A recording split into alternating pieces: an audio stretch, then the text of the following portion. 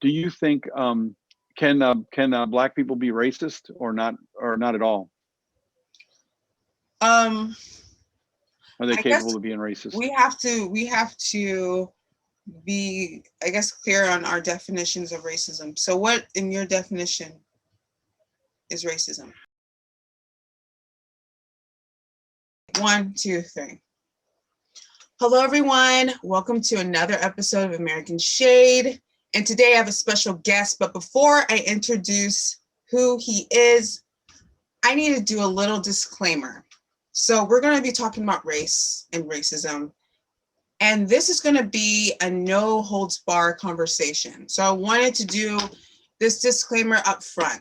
What we're going to say are things that might be unorthodox to the conversations happening, especially me being someone Black and Lee being a white man. We might say some things that might not be typical for people with our identity, so to speak. So we both are consenting to this dialogue, and we're both consenting to be offended within this dialogue.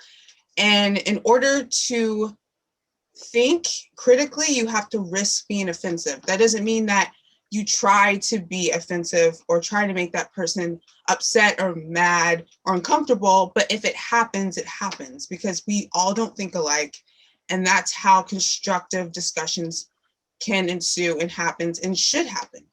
So I want to say that first.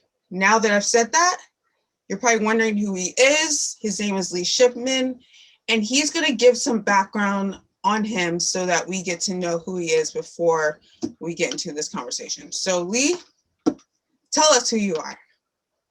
All righty. Well, hi, Brittany and every watcher out there.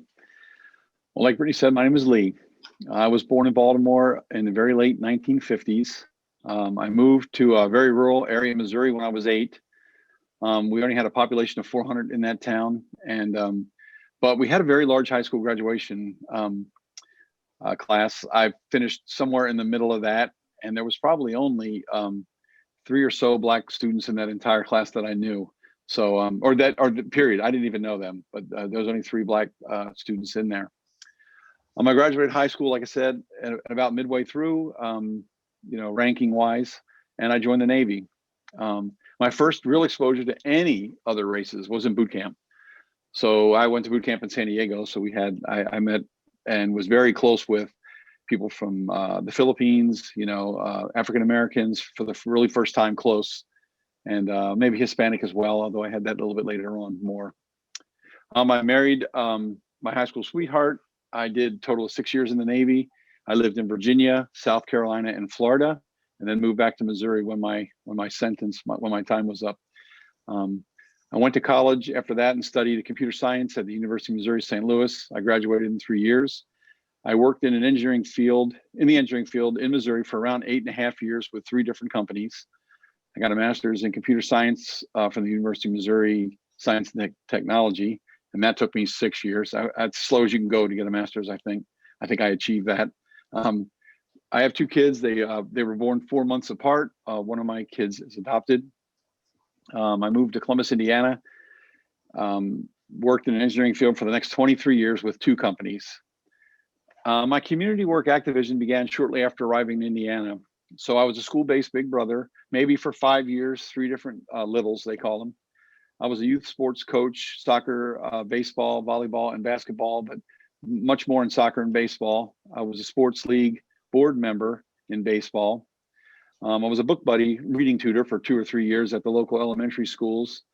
Other sports volunteering were softball tournaments, triathlon, and the marathon. I worked on the Bernie Sanders campaign in 2016. I kind of, at this point, met Brittany somewhere in this area, joined Black Lives Matter. I am also a member of an Indivisible chapter, and I'm kind of an admin of that. And I also am just getting involved in Hoosier Action, so another community-oriented group. I retired last year. I'm a CASA, which is a court-appointed special advocate. I worked on the Yang 2020 campaign. And lastly, I did a podcast with Brittany, and that I think about brings me up to date. Listen, and it's happening real time, very meta. So obviously my background's different. I was born July 1st, 1989, 90s baby, a millennial, grew up in Columbus, Indiana. I grew up in a white community, in a very white space. I was oftentimes the only Black kid in almost every grade in every class. There might have been another Black kid, but if I was the only one, it was not weird. It was actually strange if there was more than 3 Black kids in my class. So I grew up in that type of environment, and I didn't really understand what it meant to be Black or different, I guess. I knew I wasn't white. I knew I looked brown, like I was brown, I was Black, but I never faced racism or the ideal of race until I was 7 years old. I remember it like distinctly. One of my best friends, he was white. This is when Spice Girls was coming out. Very popular band, still probably popular, I don't know. But in the band, there's one Black woman. Her name is Mel B, and her name in that band was Scary Spice. So as I was looking at this CD that someone brought in, it was passing around, like, look at this new girl group, like it's so cool, they're so cool. And I was like, oh, they're so pretty. I was saying all of them pretty, but everyone was like, oh, this is the prettiest, but no one was saying why. They're like, oh, I like her hair, like whatever. And then I said, oh, she's really pretty. And I pointed to the Black one and said, she's really pretty. And then my best friend that was white was like, no, she's ugly. She's the ugly one. And I said, well, why? Didn't dawn on me what he was going to say next, but he's like, oh, because she's Black. And I was like, because she's Black, she's ugly? That's what I was thinking in my head. I didn't say it out loud, but I was thinking, I'm Black and you're my friend. Do you think I'm ugly? Like, do you think all people that look like me or her are ugly? And then that is when I think the innocence of me not knowing what racism was, I started to look around and see, oh, well, wow, I am the only Black one. Oh, yeah, like when I look on TV, I don't see myself. Oh, yeah, when I look around this whole town, I don't see myself. And slowly, I started to have this weird challenge with my identity since 7 years old, until about 18 years old, when I realized that I had this sense of anti-Blackness inside me because of colorism, and the fear of me being darker was how this was catalyst in my mind. And I always had this fear of when summer comes around, make sure you don't get darker. Like wear long sleeve shirts, wear hats, wear whatever. It was so subconscious. I didn't even realize I was doing it. Like I didn't understand what was happening until one day when I was going for a run, I didn't have this specific like Nike long sleeve shirt, athletic shirt that I would wear. I couldn't find it, so I didn't go running. And then I'm like, wait a minute, am I really not going running because I'm afraid to get dark? Why am I afraid to get dark? Oh, I'm afraid to get dark because I think being darker is ugly. What is this? So I Googled a long sentence. What does it mean when you fear blah, blah, blah? Colorism came up, learned about it. And then after that, I started to dive into learning about different Black authors, writers, people I've never heard of up until 18. And that sparked my interest to relearn myself, relearn Black heritage. Long story short, I started a Black Lives Matter chapter in 2016 after the deaths of Alton Sterling and Philando Castile. Prior to that, I did do some die-ins with some people, classmates at the college I was going to, and actually Lee's son was like actually the first person that was like, when I advertised I was doing a die-in for Eric Garner, he was like the first one who, shouts to August, who was like, oh, I'm down, when, where? And he had no fear. He was like, I'm there. We did a die-in, and then other people started going in, but he was the only one doing it with me, and then other students joined in. So that was in 2014. 2 years later, I do Black Lives Matter. That's when me and Lee met officially and became friends. And which brings me to our next, I guess, topic is we kind of talked about our backgrounds, about our identities and then our identities within race relations, within the Black and white dynamic. But all because you're aware of race and racism doesn't mean that you want to necessarily do activism work to combat it, but we both have. And I guess the real reason is, why do we care? Like, why do we even care to do this? Because some people will say, oh, we progressed. I'm one of those people that say that we have progressed from 400 years ago. Yes, we've definitely progressed. We've progressed since the Civil Rights Act was signed. We progressed. Though it seems like we're regressing. But this is why we're having this conversation right now, because we want to get to the why of it. Not saying that after this conversation, this discussion, we have now figured it all out, Lee, and we are going to save the world. No, this is just us being like, bringing conversations we're having internally inside of our minds and just saying it, because I know people watching or whoever out there is actually dealing with these internal questions and posing these questions and want them answered, but they might be afraid to say it out loud. So we're going to be the catalyst of that. But why I care? Like I said, I started Black Lives Matter spontaneously. I didn't start Black Lives Matter like, I want to start this thing. It was after Alton Sterling died, seeing that video, and then Philando Castile dying 24 hours later. I was like, enough's enough. And I was more so enraged. Like, I wasn't even like wanting, and I'll be honest, I have seen, we like, before that was Trayvon Martin. Before that was Mike Brown, Eric Garner, all the names, Tamir Rice. But when I saw the Alton Sterling video, like raw footage on YouTube, I kind of snapped, and I was like, I need to get this rage that I have inside of me out in a positive way. Channeling Dr. King, pent up frustrations, get it out in a positive way. And the way he said was protest. I'm like, that's the only way I can do it. Fine. I called 15 of my friends. August was one of those friends, Lee's son. Went down to the Columbus City Hall. We protested. Then I realized I don't want to do this anymore. I don't want to just protest every single time a Black person dies. I don't want to reuse these posters or these shirts every time a Black person dies. So I decided to start this. It lasted for 2 years. I think we did great work. 90% of our members were white, which I wasn't really surprised that they were mostly white, because the town's mostly white. I was surprised that we had so many supporters though, because I've grown up in that town. I wasn't expecting that. So that was actually something that was really awesome to see. So that's why, a little bit of why I care. I care because also I'm Black. And also I care because, actually, I'm gonna let Lee step in. Lee, you say why you care about doing this work. You talked a little bit about it. You touched on joining Black Lives Matter, but personally, why do you care? Well, I think for me, the why I care is, I found those things disturbing as well that you did, that motivated you to start the the local chapter, for lack of a better word. I'm not sure if that's the right word to use, but I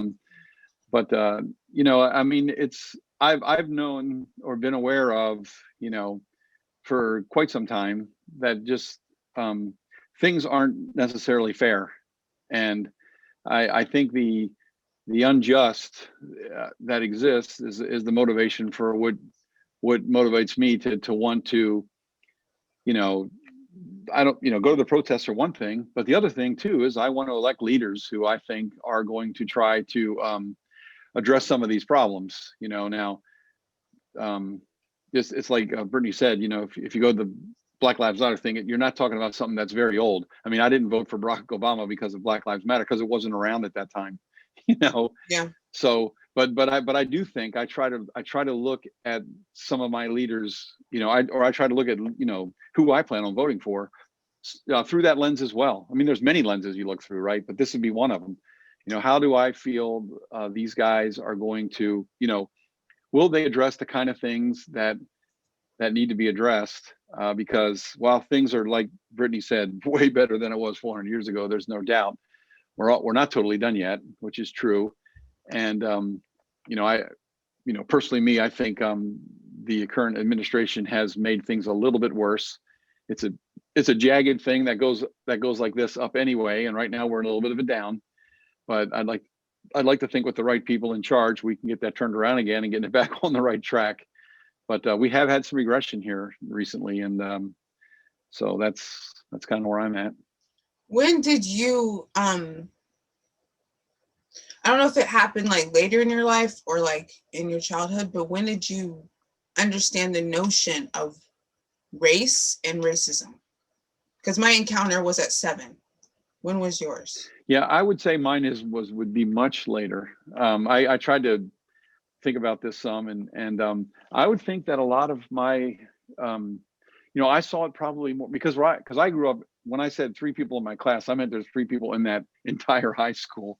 So I didn't know any one of those guys personally at all. I mean, my high school was big enough that you didn't know everybody anyway. So it's not like I didn't know them because of that. I was in the band. One of those, if one of those guys isn't in the band, then you just, your classes were almost determined by the fact that you were in the band or not in the band to some degree. So I just didn't have personal relationships with anybody like that. But, when I think of, I really think, really my all-time favorite TV show of all time is, I loved All in the Family. And I think All in the Family really shined a light on bigotry in a way that I thought, I still think it was, I wish everybody watched that show because it shows it as more ignorance than hate. I do think there's hate involved in some, but I also do think there's a great amount of ignorance too. And Archie Bunker was ignorant. He was not hateful. That's definitely what he was. And I don't think I thought about it that way because I was a kid. I wouldn't be able to differentiate those two things now, but looking back, that's what I really think about the way that is. He just didn't know any better, which doesn't make it okay, but it does explain. If you're ignorant, I mean, that's what ignorance looks like. It's, you're not going to do the right thing if you're ignorant. You might accidentally do the right thing, but in general, if you're ignorant of what you're supposed to do, or how you're supposed to act or how you're supposed to look at things, you're just not going to be right. So, I mean, I think that really was a big influence in me, because again, where I lived, I had no exposure to anybody from another race at all, just none, so I did get it from the media. I watched Roots when it came out. I'm old enough I remember when that came out, and I remember and this, this might be along the lines of what Brittany was talking about, but I remember the Kunta Kinte footprint thing that people put on the desk, because if you watch that show, and I haven't seen it ever since I was in whatever grade that was, 7th, 8th grade, I don't know what it was, John Amos, who played the older Kunta Kinte, had part of his foot cut off because I think he ran away, and people would draw that, on like a piece of paper or something like that. Kunta Kinte was here, and I thought, man, that seemed kind of cold in a way, but you knew exactly what it was when you saw it. So, only people drawing this thing are white people because there's only white people. You know what I mean? There's nobody who's going to see that like a Brittany in this case, because we just didn't have, very much diversity in our school at all. But yeah, I like everybody. I mean, I think I evolved and got, became more nuanced about it as the older I've gotten. After 9/11, watched what happened to the Muslim community. Which is a racist thing. Again, has nothing to do with the African American thing, but it's the same kind of thing. And then of course, and Black Lives Matter was, for me was, getting to try to understand all that better. And, the younger generation and how they were dealing with it was really nice to see. Although there was a lot of older people in that too, like you said. Yeah. So. Also, it sounds like your introduction to racism, you said, was mainly on media. It seems like you were introduced to racism through the lens of how arbitrary it was, like how, for lack of better words, stupid racism is. instead of being taught to be it or do it, you kind of saw it from the other side. That might take other people years to figure out that racism is ignorance. It's almost like that was your introduction, that racism is ignorant. Instead of other white people might be introduced to racism more so through action and see that it's something that's okay, justified, but you saw it as, oh, this is just ignorance, right? I think another thing I should throw in is jokes too, you know, because I bet you most of the racist things I heard that would be clearly identified as racist today would have been how people spoke back when I was younger. And that's not the way people speak now. You know, and white people or black? Yeah, white. Yeah, only white people. You know, I mean, I was a huge Richard Pryor fan, so I know how he spoke in the late '70s. But you know, I'm talking about how white people spoke. I mean, white people, the way they spoke back then is a lot different, at least than the way white people speak now. Of the white people that I know and commingle with, there may still be white people who speak like that all the time. You know, but I mean, I don't really, and it's not because I choose to, I just don't naturally, you know, hang around people who are going to say that kind of stuff all the time. It just doesn't happen. But I can tell you, you know, did I say the N-word when I was younger? Yeah, everybody did. You know, you would be lying, I think, if you were my age, white, lived through that same period. I mean, they said it on the Jeffersons, that on national television back then. That one episode. I mean, it was much more acceptable term than it is now, obviously. In fact, I think that's the worst. I don't know if you tracked it, where did the N word pass the F word, but it did at some point in time. And the F word is acceptable for anybody to say almost anywhere in a way, but the N word is really not, you know. And at one time it was acceptable to say it, you know. It's in regular conversation, yeah. It was in regular conversation. And I don't think it was meant to be mean as much as it was meant to be, that's just what people say, you know. And that doesn't make it bad. I'm not saying that's okay, but that's the way people spoke. I mean, you know, that's the thing. It's funny because, like you said, people would be lying if they said they never said that word.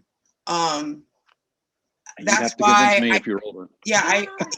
That's why I'm not for this whole cancel culture. When people see people like, oh, 20 years ago, this person said the N-word, 30 years ago, 10 years, even 5 years ago. It's like, I know for a fact that every single person has said it, whether they're saying it in a joke, whether they're saying it in reading a book, whether they're saying it just, you know, whether they're saying it to be offensive, you've said it. And that's what I can't stand is people's grandiose attitude. Like, I would never do this, and we have to cancel this person because how dare they? It's like, homeboy, I'm pretty sure you said it yesterday. Like, just that, and that's why discussions can't happen in a meaningful way, because people come into it like they are higher than, better than, woker than people, and you're not. Like, and that's what people need to stop doing. So for me, not at all offended that you've said or that you've admitted that you have said the N-word. Maybe someone else said, if you said that, they would have logged out of the Zoom call, but not me, because like I said, I'm consenting to everything happening, and that wasn't offensive to me. That's life. Right. Like, that's life. I have a real problem, since we're talking about the political correctness thing, and I don't know how far we'll go down this, and probably not very far, which is probably wise for me. But what I don't like, I think that word is not Voldemort, is what Sam Harris always says. And you know how the little bit I know about Harry Potter, which is not a lot, but Voldemort was a word nobody was ever supposed to say.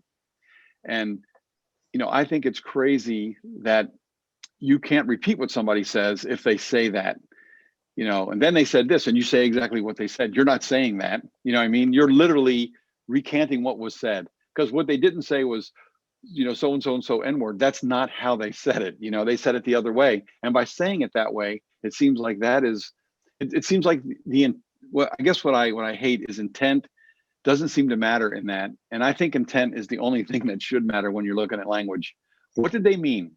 If Yeah. somebody's saying, hey, this guy said this at work and he got fired, you should be able to say exactly what he said, and you should not get fired because you're explaining what actually happened. Yeah, You know like what I mean? relaying the But yet- message. That was something actually yeah, Barbara Walters did on The View. This was a while ago, obviously, but it was kind of in that same vein where someone said something like, and I'm pretty sure this person was Black, or she was talking about someone that said something. Oh yeah, they're actually talking about the discussion. Her, Whoopi, Joy, and everyone else. I think Elizabeth Hasselbeck was but they're just talking about the discussion. Should the N-word end for everyone, or is it just Black people that can say it? And I believe, I forgot the other Black woman that was on there, not Star Jones, the other one I forgot, but her and Whoopi were kind of like, no, I think. And Barbara Walters said, so if you say the N-word, I'm saying the N-word now because this is going to be on YouTube, so I don't want to be whatever. But she said the word, like Barbara said the word. She's like, so if you say N-word and I say N-word, it's wrong because it comes out of my mouth. And whoever that Black woman is, what is her name? I'll put the name up here so people know. But she said, you saying it in this conversation, actually, with that example, she's like, I'm not going to say to you that you were necessarily wrong, but that just did something to me emotionally, the fact that you just said that. And for me, I have to be honest, like, if I understand what you're saying, I don't think it's wrong if someone says, if someone complains and says, oh, this person called me the N-word, and then someone's like, yeah, they called this person the N-word, and they say it. I don't think it's like, you're racist. Like, I don't think it's like that. But I think that sometimes people are still really sensitive to that word. Some people feel like, oh, that word has no power to me. Like, if someone said it, they're whatever, like it gets, like it's not going to move me in no way. But there are people that it just doesn't matter. They just don't want a white person to say it. So they think by saying N-word that you're being respectful to them because you just don't know if it will offend them. But they assume that if you say it blatantly, even if you're saying the very sentence that this person said, and you're saying the very sentence, it kind of, they feel like it doesn't matter because, okay, so it's like, you don't know, I'm pretty sure you don't know this rapper. His name is Kendrick Lamar. There was this viral video. Heard of him? Okay, so there's but I couldn't name a song. This viral video of him rapping his lyrics, on stage in a concert. He invites a fan up. She's white, and she knows it, every word verbatim. And when it comes to the part where it says not ER, but with the A, N with the A, she says it. And I don't know if it was because she was caught in the moment. I don't know if she didn't think, who cares? Like, like I'm obviously here because I'm a fan. Like, I don't know what she was thinking, but she said it. And then he said, no, and took the mic away. And for me, I had a weird reaction to that because I was kind of like, yeah, she could have been like easily censored herself and just was like, just didn't say it. But then again, I don't think she's up there saying that word to make Kendrick upset. Like, I don't think she's doing that because she wants to be like, oh yeah, I'm going to stick it to you. Like, no, she's your fan. Maybe, and sure, maybe she shouldn't have said it. Sure, maybe she should have censored herself. But then too, I didn't like the embarrassment part on her behalf. I didn't like that he was like, oh, get off the stage. I'm like, that's also not right to me. But yeah, the political correctness stuff is just, for me, I'm not politically correct. I realize, and I can't say that one. I would say I'm 80% not politically correct. Obviously, there's 20% of me that knows when to be, but I would rather not be because I feel like that harbors, especially when I'm in a conversation with people, it really harbors that. It stunts it. It paralyzes people from saying what they really want to say because they're like, I don't know. gotta be PC. It's kind of like let people actually say it. And then you can tell them why they shouldn't say that again, or a nuanced thing can happen. I can't believe I just said the word nuance because I hate that word. I know you hate that word. Hate that word, but sometimes you gotta say it. But sometimes something new can happen when people just can say exactly what's on their mind, and then the other person on the other end can be like, okay, whoa, take a moment. This offends me, dang, but let's talk through this. Let's just talk through the offense. And that's what I try to do. That's why I think it's funny because things that should offend me don't. Like, just things that should offend, like I did. Did they ever offend you? Huh? Were you offended earlier in life with some of the things yeah. you're talking about now that maybe don't offend you? I was offended. Yeah, I was offended. Like, yeah, especially when it comes to racially motivated language that's supposed to be offensive. Yeah, I would be easily, I won't say easily, but yeah, I would be offended. It's funny because I did an interview with this guy. His name's Benjamin Boyce. He has a following on YouTube, and I know that his audience is mainly, I would say, libertarian, centrist, liberal-ish, but probably conservative more. Just, that demographic that's kind of like whatever. Into politics, not, but people might say they're more conservative. I don't know. But they're a base I know I wouldn't reach. Like, they wouldn't search for me. So I purposely went on there because I wanted to talk. So I knew some comments I would get, and actually I didn't get that many comments that were you could call ignorant. But there were comments where, oh, she's anti-white. And I'm like, how did you get that from this? No one called me, a racial slur or anything. But there were people that were kind of saying some stuff that before I would have gone on and I didn't comment to anyone because I don't care. Like, I not to say, oh, I don't care. Like, I don't have feeling. Like, in a sense, like, you're like, okay, I wish you didn't get that, but you have freedom of speech. I'm just so a big proponent for freedom of speech. I think that's why. I'm just kind of like, I said what I wanted to say on that platform, and you get to comment what you want to say. And if I want to challenge you, I will, but I have things to do. So I don't really care to challenge you, like, whatever.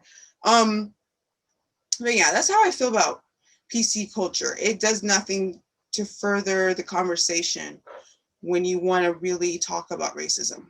It does nothing. You cannot be PC and talk about racism.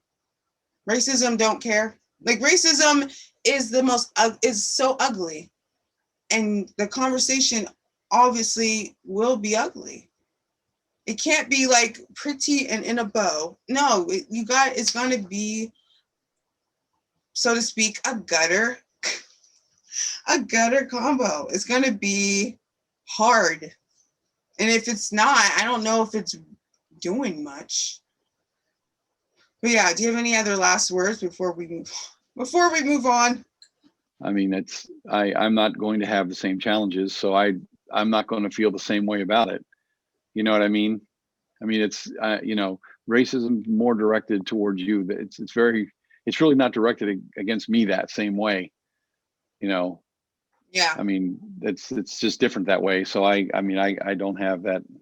Obviously, I'm just not going to be in the same way as that. Yeah. Okay, so based on all of that, so do you think race relations are worse? Because I've noticed a shift in some of your dialogue about race. When did you see the shift? Well, I probably can't identify exactly when it happened, but on your podcast when you were at NYU, so I don't know how long this was after you actually made that episode, because I didn't know about it right away. You were talking about the Liam Neeson, issue, or when he retold that story. When I heard you talk about what you thought it was, you weren't saying the things that I thought you would have said, I don't know, 2 years ago. Not that I want to say you were wrong before, because I'm not saying that. But I'm saying is I noticed a total difference in how you and how you were talking about that with and I don't remember who the lady was who was on there with you, but it was somebody you knew, obviously, who was on there, because you guys both talked about it, I thought. Mm-hmm. So what was that thing? What was I saying? Or when you're like, something's different? Well, you seem to be more accepting of the fact that that happened than I thought you would have been. You accepted the fact that he was honest. He had this situation, and then you kind of felt that it was unfair that he was, a cancel culture thing kind of happened based on that, on that episode. I'm not sure how canceled he was because I don't follow Liam Neeson that much, but you were upset at the fact that people were asking to get rid of all of his films, don't put him in anything else, you know what I mean? And you weren't in that camp. And not that I'm saying that you definitely would have been in that camp before, but I thought you'd have leaned more that direction before, you know what I mean? And you definitely were leaning in a place that I was surprised to see you leaning there. Yeah. Well, I will say, so that was 2018 when I did that episode. That was like one of the first episodes I did with my friend Aaron. I would have been like, he's racist, he's disgusting, cancel him. Everyone else was calling him the next Zimmerman.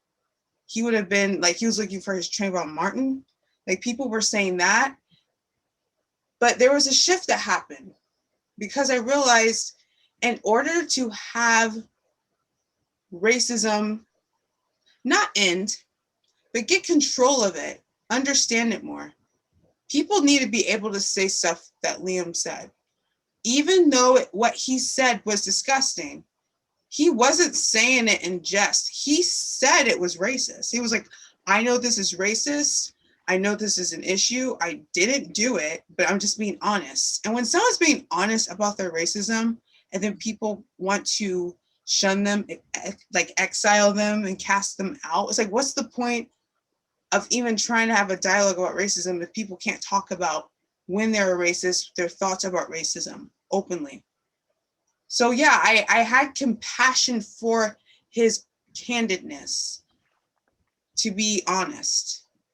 Didn't have compassion with like, yeah, it's okay to want to murder a Black person. No, but I respected him in a sense where he was honest about what he dealt with internally. So yeah, that was a shift. I mean, I could tell the shift when I hear that episode. I still feel that way. I haven't shifted back. I still feel like, yeah, even more so. I want more people to come out and just say it. They're willing to realize they're wrong. Yes. But yeah, I want more of those conversations, but society doesn't. Society does not want people to ever say they're racist. They just want you to not be it and be perfect like society. Like, society acts like it's perfect and that they have the power to throw whoever they want out, because in America, we don't do this. In America, we don't say the N-word. In America, no, that's exactly what America is. Right. Like, so yeah. Yeah, I mean, I agree with what you're saying on that there. And it, like I said, I noticed it, I was so eager to hear the rest of that when you guys were talking about it, because I was like, oh my gosh, I don't think I would have thought, and I try to be not judgmental. So it's like, I'm thinking, I don't think that Brittany would have thought this way before. And I'm not saying that in a negative way, but my gut feel was she would not have said this. I don't think she would have said it this way. But I also, and this is going to sound, I don't mean to sound bad, but I liked what you were saying now, compared to what I thought you would say, because it's like, she is saying the right thing here. And most people aren't saying the right thing about this. And I'm not following it all on the internet. So I have no real feel for what was actually said about it. I heard a little bit about it, but I don't follow that stuff. So it's not like I can tell you, all the people that said all the bad things about him. Also, with Liam, it's funny because we all know the slogan, white silence is violence, as in that's the call out for white people. If you see a George Floyd or an Ahmaud Arbery happen, or a Breonna Taylor take place, that's your call to come out and help, because your silence at home is complicit if you don't do anything.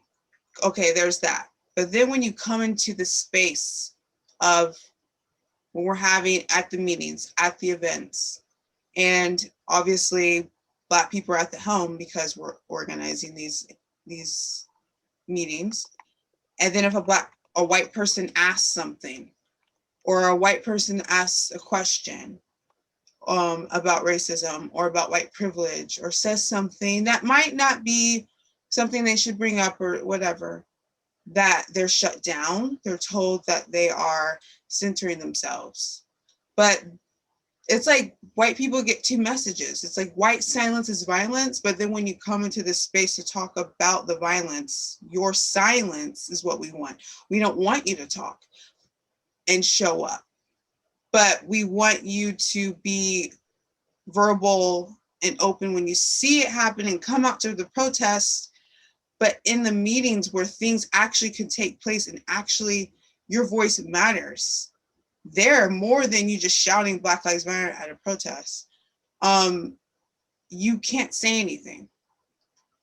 I used to be like that, and I'm not saying this to finger wag at other people. I'm doing this to me because I used to think that people would ask me, whether in person or in private, certain things about white privilege, about whiteness, that I really felt like they should know by now. And they can be young, they can be old. I felt like you could Google this, and sometimes I would tell people, Google it, because I don't have the energy. And I understand it does take a lot of energy for Black people to explain racism. But I realize when people are coming into these spaces to talk about something they don't know, if they're 50 years old and they just really don't understand white privilege, because maybe they've just never experienced privilege at all, whether it's economic or, education, whatever, like maybe their background, they've been through so much and they're like, I just don't understand how I'm privileged. I'm, lower class or whatever, like, and they're really asking, what does it mean? I used to shut people like that down. And I used to be like, you should know. But then again, we're saying, well, white people don't know racism because they're white. And so when they ask, we're like, well, you should know. It's like white people are probably, and I've had my friends come up to me now more so, they're like, yeah, I'd be in spaces like that and be so confused. I just didn't know what to say or do. And I feel like anything I said or did was wrong. So I was scared to come into those spaces, not scared of the people, but just scared to mess up. So I would do things like afar, but then I'm told if I'm not seen, I'm complicit in what is going on. So yeah, I had more grace with white people, even though some people might be like, that's a contradiction, because of my last essay I wrote about I am not your hashtag, and I criticize white allyship. But I can invite white people in to talk about the conversation, and we can have dialogue. But if I critique white people, it's not necessarily them speaking, it's more of your intent. Why do you want to help me? Is it for you? Is it for your life? Like, are you wearing that Black Lives Matter shirt because you want to signal to people that you are not racist and that you're not the problem? Or are you wearing that shirt because you're like, it's time to change some stuff? Like, it's time to end this crap with Black people. So I challenge people's intent, but I'm open to hearing questions, and I'm open to having discussions with white people like I'm doing now. But yeah, I think that needs to happen. But what I'm saying, though, is a very anti-woke, if you will, rhetoric, narrative, whatever. People would say the antithesis of what I'm saying would be woke. Like being like, oh no, like we don't have the time, we don't have the energy for white people, blah, blah, blah, blah, blah. White people are the devils, white people are this, white. Like that's woke. That's called woke. if that's woke, I'm not. I'm aware of what's going on. I'm not woke. The word woke is just, to me, it's almost as bad as nuanced. But Nuance is better. yeah, but the word woke is like this such, it's almost, I mean, I know there's people that self-identify as woke. This might hurt your feelings. Sorry. I feel like woke is really narcissistic. No, I would never use that word with me. Yeah, I think it's one of those words to me that's hard to define.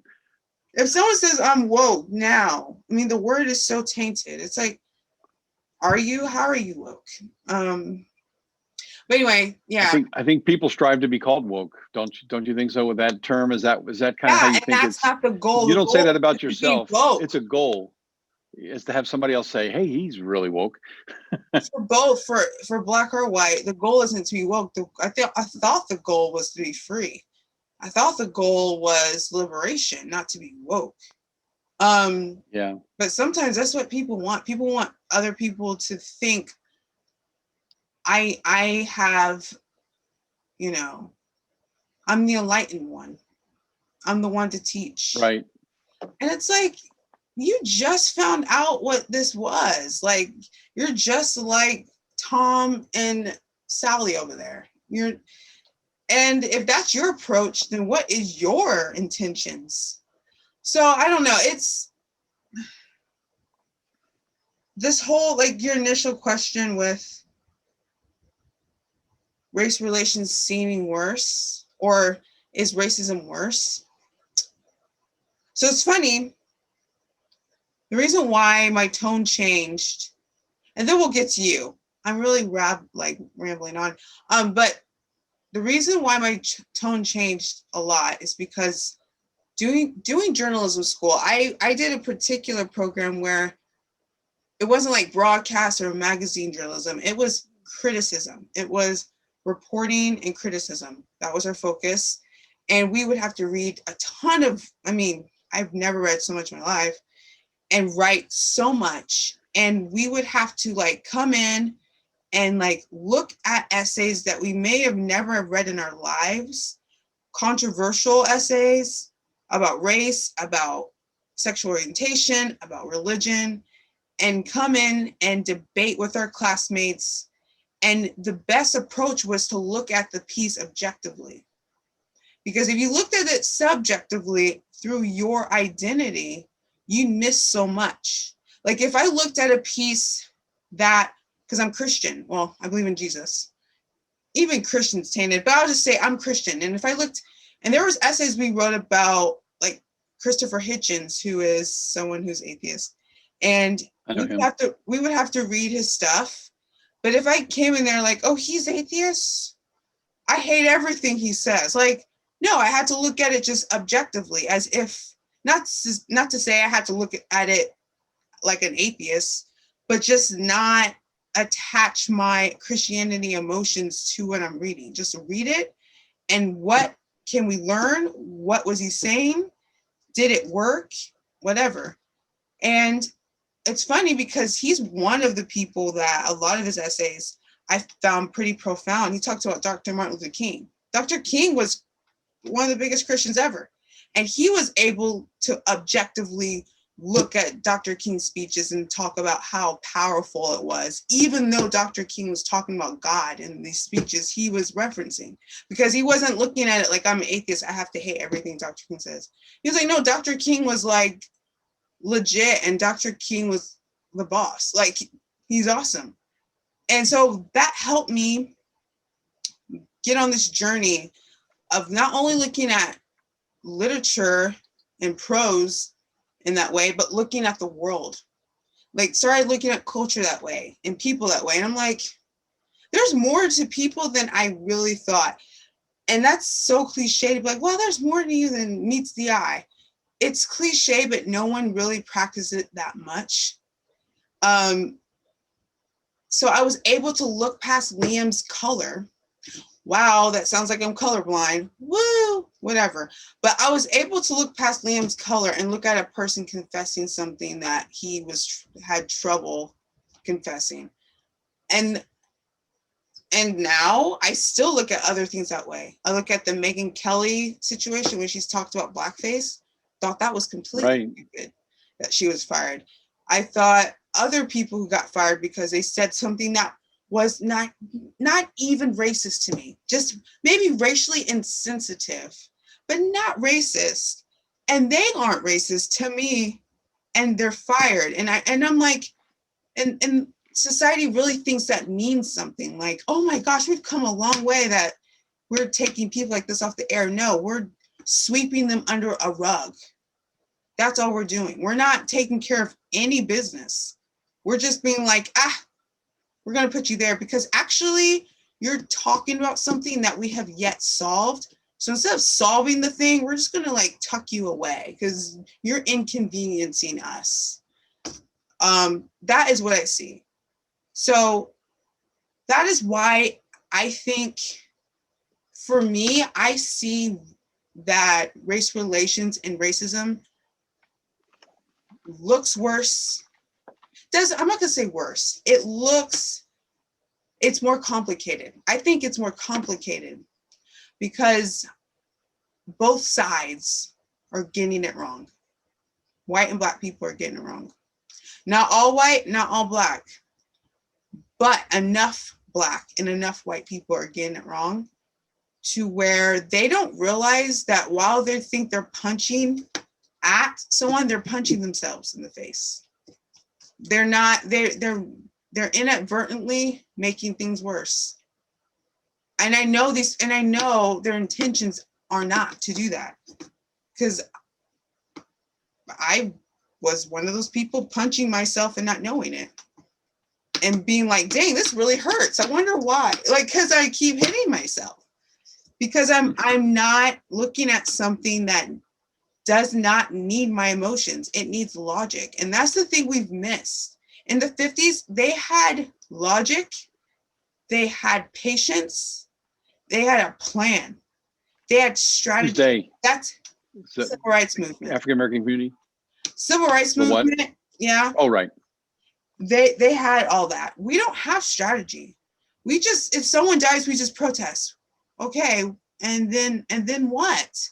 And I understand people are upset and they want to like bring attention to it, but don't you know, people know the pattern. When people die, they know there will be a protest. There's no shock. That is the part of Dr. King's, of why it was so effective with Dr. King, is because the demonstration was a spectacle to show the racism. Now, and to call out racism in that way. Now it's not really a call out because we know racism is real and people know the differences, whatever. But now it's like societally like acceptable. It's like it's something you do. It's nothing out of the ordinary. And when society's backing as protest, like when you have like actual like businesses and advertisements inside of a protest because they feel like it's good for their business, I think it's time to reflect, reevaluate, and rethink what we're doing. Because there was no businesses getting in on the Civil Rights Act. They weren't like, this is really good for us. No, everyone out there was risking their lives, their livelihood, their jobs. They were risking everything.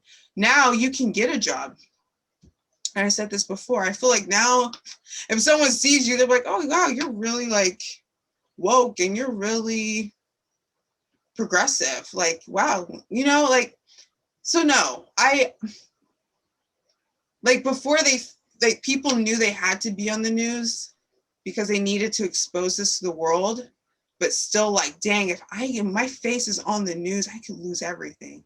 Now people go to protest and take pictures of themselves and hope people see them, hope the news catches them. And I am interrogating, why is that? Like, why? I really feel like it's for people's own ego and their own social currency, their own life, and not for anyone else's life. And if that is the goal, and if that's the goal of these protests, then things aren't really going to change, because there's this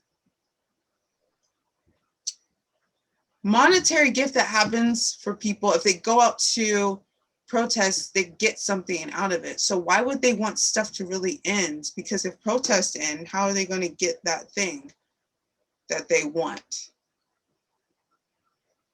So yeah, I that is why things seem, I wouldn't say worse, more complicated. So now that I went on my tangent, how do you feel? Do you think it's getting worse? Well, I mean, I do follow what you're saying. I imagine, a lot of people, maybe everybody. I mean, I think that everybody, there's nothing wrong with being proud that you're doing the right thing. You know what I mean? You know what I mean? So I think there might be a layer of that with everybody, versus to not be part of that is how I look at that. So I don't know that anybody would, I don't know many people that would feel that they want it to stay like this so that you can keep doing these things. I mean, I think the protesting happens because nobody knows. There's really nothing you can do in the moment other than that, right? I mean, you can't change legislation. If George Floyd is killed on a Monday, I don't know what day it was off the top of my head. You can't on Tuesday change the legislation. It just doesn't work that way. I mean, unfortunately, but I do think legislation is coming through and going through to get rid of those. I thought people did ban chokeholds in some states or cities, or I can't tell you which ones. Maybe Minneapolis and Minnesota, they our police department's not going to do that anymore. I don't know. I thought there's at least some that said that. I even thought the president said not to use chokeholds, right? It's not a good police technique. You know what I mean? Yeah. And that's that's a good thing that comes out of that. But I'm not sure if that comes out of the protests as much as you could, because you could do that without the protests too, just by looking at that film. Go, well, that's a messed up way we were doing that. We probably don't need to do that as much as we're doing it. But I don't know. I mean, I think to reflect back on the one thing you said about people taking pictures of themselves. I mean, that is literally, I think, a cultural phenomenon with the phone. I used to say, and I still say, when people tell me, they say, what is, Black Lives Matter, and, where did all this come from? How come this all just started up right now? And I've always said, and I think I've told you before this too, I said, I'll tell you what I think, what's changed. And they, I said, it's the iPhone. I said, because before, I think this was always happening, but it was never being filmed, and therefore nobody knew about it. Now, I think the Black community knew about it to some degree internally, and I can tell you that I was probably never, ever, even up to wherever the year is you cut off. I'm in my 50s. I'm trying to go as far as I can before, I started seeing that on the news station, somebody filmed something happening to somebody. Before I guess it go to 90. Didn't the Rodney King thing was that way, right? I mean, it was filmed. That's long before the iPhone. I don't remember how it was filmed. I think it was filmed on a police camera. Is that what it was? Okay. But I mean, it's like, but it's like now with the people are filming everything all the time, and that's why we're seeing so much of it. I don't know that it's any worse now than it was 10 years ago. I don't feel like I am qualified to be able to state that, because I have not looked at any data, so I don't even have a hunch. But what I do know is, well, you can't say 10 years now. Let's go 20, because 10 years won't take you out of the iPhone. You have to go back 13 to do that. You have to go back to 2007. But if you go to 2000, was that happening more or less in 2000 than it is now? I have no idea. But I know we know about it more now than we did in 2000. People like me, who don't live in any situations where that ever happens, because I don't live in a city, in the inner city, where a lot of those things are happening. Of course, they're not all happening that way, but I mean, I'm just not exposed to that. Unless I see that on the news, I am literally not exposed to that, in my everyday life. I never knew there was a talk between parents and kids until all this stuff started happening. But from what I understand, that's always happened. And I was clueless to it. And I use the word clueless is the right word to use here, because I was Yeah. clueless to it. I was like, because I can say, well, I can tell you what, as a white person growing up, I never had no talk like that. Let me ask you a question along this line. Do you think, can Black people be racist or not at all? Um, Are they I guess capable of being racist? we have to be, I guess, clear on our definitions of racism. So what in your definition is racism? Well, I think in my definition, it's the stereotypes that are associated with race. So I mean, that's why when somebody does a Chinese knockoff thing, talk like a Chinese person, people say that's racist. If you're, and that word racist is the same word in all these things. So when I think of that, there's the oppression associated with racism is a different thing. That to me is very real. Obviously not as real now as it was before Jim Crow, or all the way back as you go, but still.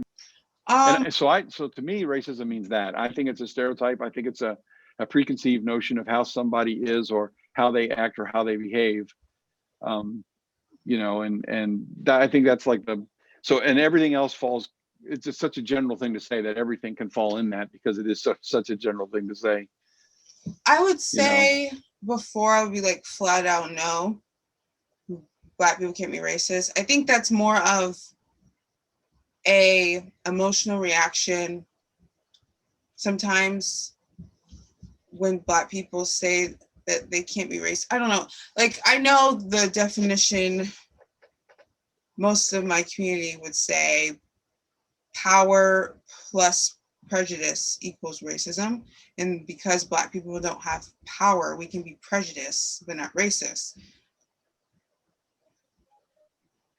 I don't know if that's true anymore. And that's another ding on me.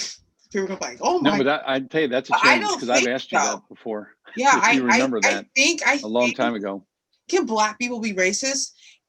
It's funny because I know other racists, not racist, but RACES, say they look at racism like flat across the board. Anyone can be it. It's a general thing. Like if you hate someone, it's not a different type of hate based on what that person looks like or their background. If you hate, you hate. But there is a weird thing about the terminology of racism in certain contexts. It's hard. It's like sometimes I have to be honest. There are some times where, I've heard some Black people, Black friends, whatever, will say some jokes with white people in the room, and we'll talk about white people in a way where it's like the white people will laugh. But then it gets to a point where I feel like, wow, this is kind of stepping the line. And I question sometimes whether that's racist. Because if you look at it, it's like someone discriminating against someone else based on their race. If that's flat out the definition universally, Black people can be racist. But if we go with the definition, Black people or racism is prejudice plus power, you could say no, but then other people has made the argument, well, could Obama have been racist because he has power? And if he attached his prejudice to his power as a president, does that make him racist if he wanted to be racist against someone that wasn't Black? Or is Blackness so inferior that no matter what, we can't be? It's almost weirdly patronizing to say that Black people can't be racist, if that makes sense. Like, oh, that whatever they do, it doesn't hurt. They have no power. And it's like, yeah, in a sense, but yeah, I'm sure something I say about a white person, if I say it with vitriol and it upsets them, makes them cry, and they're like, that's racist. I'm like, no, it's not racist. Sorry. I don't know if that's true. I don't know if I have an answer. Before I would say 100% I just thought no. Before I would have said 100% no. Now I'm not like that. I'm not 100%. Yeah, you did. I know, because I know you probably don't remember telling me that, but I did ask you that one time, and you were 100% no on that. I just did a dictionary lookup on the just to say, because I'm not a person who's really tied to the words and their meanings, and I can spout off what the meaning of any word is. I'm not good at doing that. I mean, I can tell you that the word TWO2 means the number 2, but you talk about the other 2, I couldn't tell you a damn thing about them. So this racist thing says prejudiced against or antagonistic toward a person or people on the basis of their membership in a particular racial or ethnic group. Typically one that is a minority or marginalized one. So I think that's the way I've always looked at it in my mind. Prejudice plus power. That's right. What that's saying. Well, it's just saying, but it's not saying power there, though, right? It's saying it's a marginalized. It says especially against marginalized people. That means disenfranchised. Well, typically against minority marginalized. But it's like I don't know. I like to say everybody's a racist. That's what I tell. That's I truly believe that. Everyone's definitely prejudiced. That's for sure. Oh, definitely. There is no doubt. There's no one that's not. So I need people to exactly admit it. Oh, I know. Oh gosh, I could give you a hug right now, because that's literally how I feel. And I think anybody who sits there and says, "Well, I'm not prejudiced," it's like we're all prejudiced to some degree. I mean, you'll have. A thought comes in your mind without you thinking it, that's a prejudice, you know what I mean? And you can push it down if you want to. And you can even be, oh, that's wrong. But but you still have it. It's a subconscious thing, I believe. Some people are like, no, I like it. It is a conscious thing. But everyone is prejudiced against someone. Yeah, to some degree. To some degree. Yep, I do agree. I do agree with that too. I really, really do. And I don't think it's bad to be able to admit to that, because I think you're just being realistic at that point.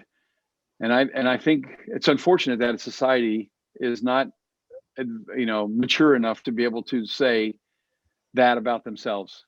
Because you hear anybody talk about it publicly, they talk about, well, I'm not racist at all. It's like, what prejudice? It's like, well, sure you are. Everybody is. Yeah. I mean, I don't know you well enough. I'm not saying you here. Yeah. But I don't know whoever says that well enough to say that they're not, but I can goddamn guarantee they are.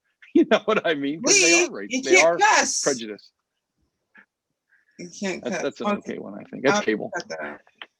Hey, this is like Joe Rogan, you said. I've been pretty good. No, but I'm not forget that, but whatever. I know. No, but that's, so I'm glad to hear you say that, because you literally, we had that conversation, and I wasn't trying to change your mind or nothing, but I do believe what you just said too.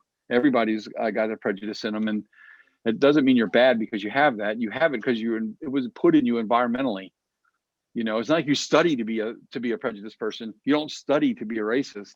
What happens is your environment makes you, it actually sculpts that into your mind. Yeah. And then you work the rest of your life not to be like that if you're a decent person. Yeah. Because that's really the difference, right? I mean, the people who go with that and say, I'm just going to run this all the way through, I'm throwing the Confederate flag on the back of my truck and driving around. There's some people might feel that and say, you know what? I don't feel comfortable putting the flag on the Confederate flag on the back of my truck. Yeah, he's thinking a little bit more, and that's what we want people to do. You can't control your environment. So you might have these things. How are you going to act? How are you going to consciously act on them? And we want people to do, you should be striving to do the right thing. And sometimes you might not know what the right thing is, and you may have to be told that, and that's fine, because that, what you don't know, you don't know. I always tell people I know less than I don't know by far. Yeah. Let me ask this to you. Sure. You mentioned the Confederate flag. That's a big thing going around with Confederate symbolism being torn down in states all over the nation. And it's funny that you bring up Eddie Glaude. He has an essay like out. MSNBC. Yeah, he has an essay. He worked at Princeton, or he worked at Princeton as a professor. He has this amazing New Yorker essay that's titled something like, "Would this be the America James Baldwin would have envisioned or something like that. And in there, he talks about the Confederate flags and the Confederacy symbolism that's being torn down in a way where he uses other people that are white to talk about it. Then he brings in his own context.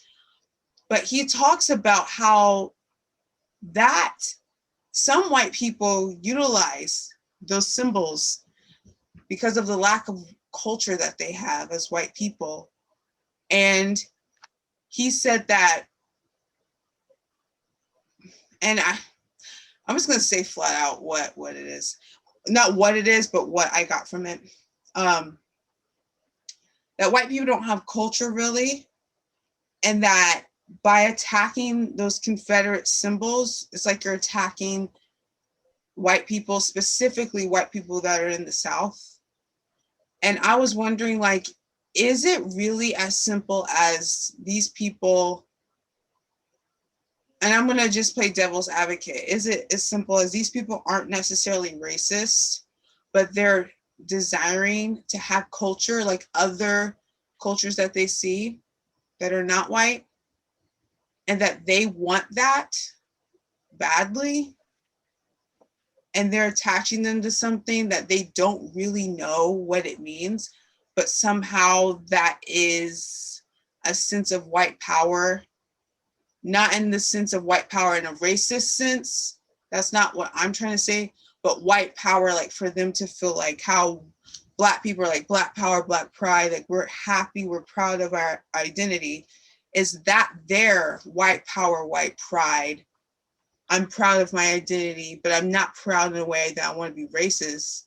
I'm just proud to be white, and this is something I can hold on to that gives me this connection with my community, because we don't get to have that culture Black people have, or the Latin culture has, or like, that's why I'm thinking, like, is it that?